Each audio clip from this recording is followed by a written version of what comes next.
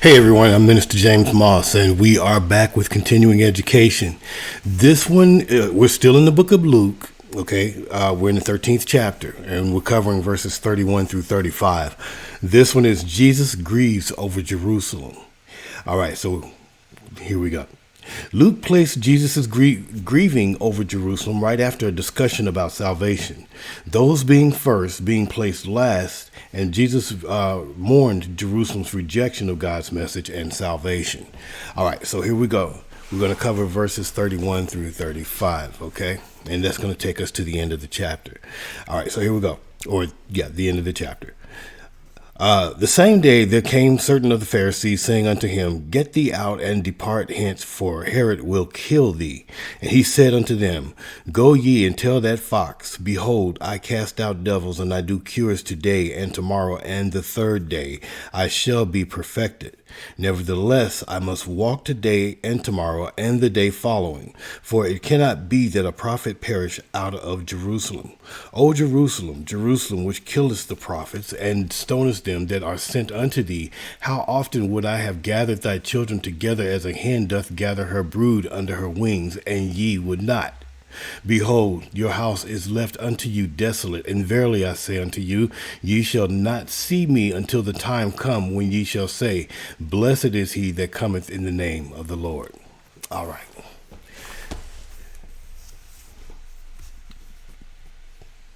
I'm just overjoyed about the word. Here we go. Verse 31. The motives of these Pharisees remain unknown. Perhaps they are simply trying to get him out of their area. They thought that calling Jesus of Herod's plan, or they thought that telling Jesus, of Herod's plan would cause Jesus to be afraid and run. Herod Antipas had killed John the Baptist and had been perplexed about who Jesus was. It is highly possible that he did want to kill Jesus, but Jesus' life, work, and death were not to be determined by Herod or the Pharisees. His life was planned and directed by God himself, and his mission would unfold in God's time and according to God's plan. Verse 32, Jesus was hardly going to run in fear of Herod. In fact, the message he sent him was filled with contempt, calling Herod that fox. Jesus clearly explained that Herod would have absolutely no control over Jesus' life and ministry. Jesus would continue doing miracles until the day when he would accomplish his purpose. Verses 33 and 34. Jesus knew that he must proceed on in his ministry until the very important moment appointed for his death. The words, "It wouldn't do for a prophet of God to be killed except in Jerusalem," have a stinging sound. Jesus knew he was to die, and he knew he would die in Jerusalem.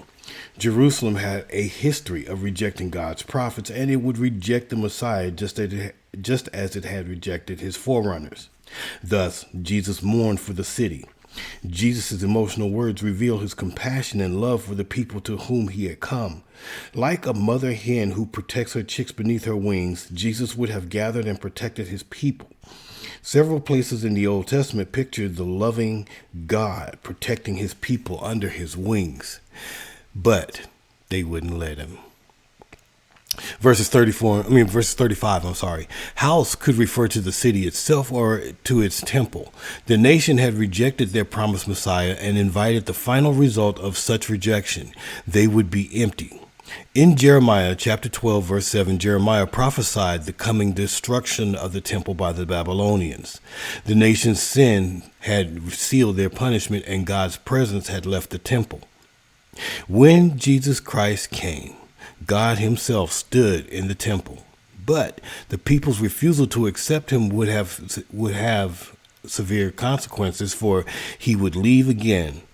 The temple stood for the people's relationship with God.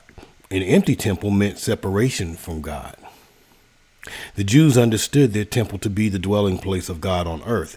The city was intended to be the center of worship of the true God and a symbol of justice to all people. No wonder Jesus loved the city and grieved over it, but the people had become blind to God. They had killed the prophets and would put to death the one about whom the prophets had testified. In that very city, the Messiah would be rejected and put to death. God's presence would leave what was supposed to have been the holy city. The city would not see him again until the words of Psalms 118:26 would be fulfilled. Bless the one who comes in the name of the Lord. While some take this to refer to Jesus' triumphal entry, Matthew recorded these same words as being spoken after the triumphal entry. The solemn prediction of desolation would come true, but as always, God would have compassion. A day would come when some of God's people would recognize him as their Messiah. All right. And that does it for this lesson about Jesus grieves over Jerusalem. And it's kind of, I just like the bravado Jesus has, man. It was like, okay, these people are trying to tell him that, oh, Herod plans on doing this and that and whatever, because they were trying to run him out of the region. And they probably weren't lying. They probably had some scoop on what Herod intended to do, or they knew that Herod was uncomfortable with Jesus being there. And Jesus knew the intent of Herod's heart as well. And he was like, go tell that fox, look, until I'm ready and until my job is fulfilled, he can think whatever he want to think.